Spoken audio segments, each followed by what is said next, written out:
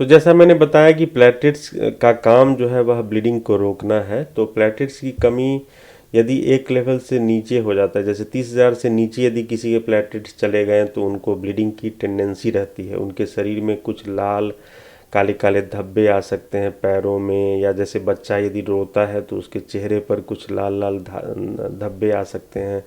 तो ये एक लक्षण है स्किन ब्लीड्स में के कारण के साथ भी मरीज प्रेजेंट कर सकते हैं।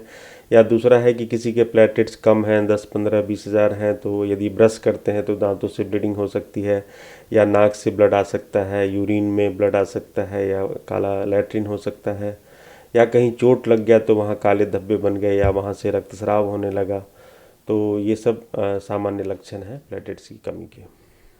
जैसा कि डॉक्टर साहब आपने खुद बताया कि 30,000 से अगर कम होती है प्लेटलेट्स तो कुछ अलग लक्षण है, 10,000 से कम होती है तो अलग लक्षण है।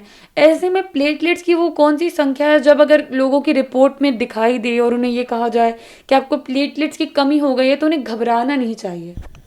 जी हाँ, बहुत सुंदर आपने कहा। तो जैसे यदि हम लोग किसी रिपोर्ट को पढ़ते हैं प्लेटलेट्स का, तो उसमें जो रेंज होता है वह 1.5 लाख से 4.5 लाख रिपोर्ट किया जाता है कि यह नॉर्मल रेंज है। लेकिन बहुत सारे ऐसे लोग देखे गए जिनके प्लेटलेट 1 लाख से 1.5 लाख के बीच थे और उन्हें कोई सिम्टम नहीं हुआ, कोई बीमारी नहीं थी।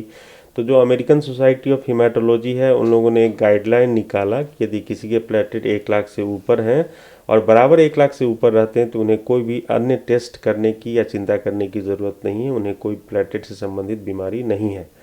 दूसरा है कि यदि प्लेटलेट्स कम होते हैं, जैसे 1 लाख से 30,000 के बीच होते हैं, 1 लाख से नीचे हैं या कम ही होते जा रहे हैं, तो फिर ज़रूर उनको किसी अच्छे नज़दीक के फिजिशियन, यदि बच्चे हैं तो पेडियाट्रिशियन या हीमेटोलॉजिस्ट से मिलें, ताकि पता लगाया जा सके कि क्या कारण है इनके प्लेटलेट्स का के कमी का, और जो भी कारण निकलता है उसके इलाज से वह ठीक हो सकते हैं।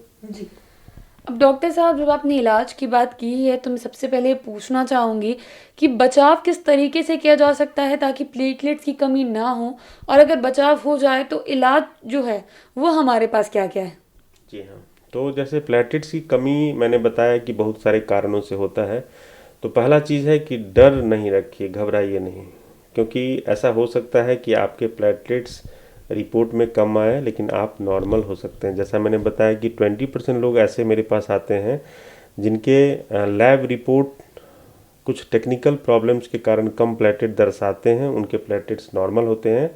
जब हम लोग मैनुअल प्लेटलेट कराते हैं तो उनके प्लेटलेट्स नॉर्मल आते हैं। तो डरे नहीं, घबराइए नहीं।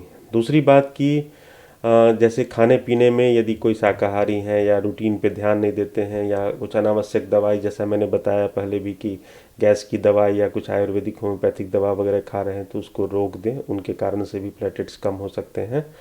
और खाने पीने पे ध्यान दें, रूटीन अपना अच्छा रहे, तो हम लोग बहुत सारे ऐसे केसेस हैं जिनमें प्लेटलेट्स को ठीक कर सकते हैं।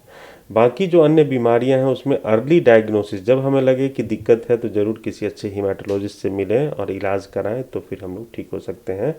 और मैं एक बात और बताना चाहूँगा कि कुछ ऐसी अनावश्यक चीज़ हम लोग करते हैं, जैसे कि पपीते के पत्ता का सेवन है, बकरी का दूध पीना है, कीवी फल खाना है। तो मेडिकल साइंस में ऐसे कोई एविडेंस नहीं है कि ऐसे ही आप यदि खाइएगा तो आपके प्लेटलेट्स वो बढ़ जाएंगे। तो इसलिए इन चीज़ों का सेवन एकदम ना करें। जो गिलोय है उसको भी कुछ लोग खाते हैं, और बहुत सारे ऐसे इंडिया में लीवर के इंस्टीट्यूट हैं, संस्थान है, जहाँ की इन चीज़ों के सेवन के बाद लीवर फेल्योर के मरीज़ बहुत अधिक संख्या में वहाँ जाते हैं। तो इसलिए इन चीज़ों का सेवन बंद करें और पहले कारण पता लगाएं किस कारण से प्लेटलेट्स कम हुआ है और उसका इलाज कराएं। बाकी इलाज के लिए ज़रूरी है कि जानें कि किस कारण से प्लेटलेट्स कम हुआ है, और उस बीमारी का इलाज करेंगे तो ठीक हो जाएगा। बहुत सारी बीमारियां हैं जिनके दवाइयों से प्लेटलेट्स फिर बढ़ जाते हैं, सबको प्लेटलेट्स चढ़ाने की ज़रूरत नहीं पड़ती है। यदि किसी का प्लेटलेट्स 10,000 से नीचे है, या मान लीजिए बहुत ज़्यादा ब्लीडिंग उनको हो रही है, 30,000 से नीचे प्लेटलेट है, तो ज़रूर हीमेटोलॉजिस्ट के सुपरविज़न में दिखा के, या फिजिशियन या पेडियाट्रिशियन जो देख रहे हैं उनके सुपरविज़न और उनके सजेशन के बाद ही प्लेटलेट्स चढ़ाएं। ऐसे ही डर के किसी के 50,000 प्लेटलेट हैं, कोई ब्लीडिंग नहीं है, तो अननेसेसरी प्लेटलेट्स चढ़वाने की ज़रूरत नहीं है। और एक और बात है जो कि काफ़ी इम्पॉर्टेंट है, जिनके प्लेटलेट्स कम हैं, कि उनको चोट से बचना चाहिए। इंट्रामस्कुलर इंजेक्शन, मांस में इंजेक्शन है, नहीं लगवाना चाहिए।